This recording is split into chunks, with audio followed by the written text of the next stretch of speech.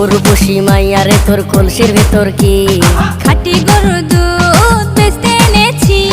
দে না একটু খাই, দামটা আগে চাই, আর দে না একটু খাই।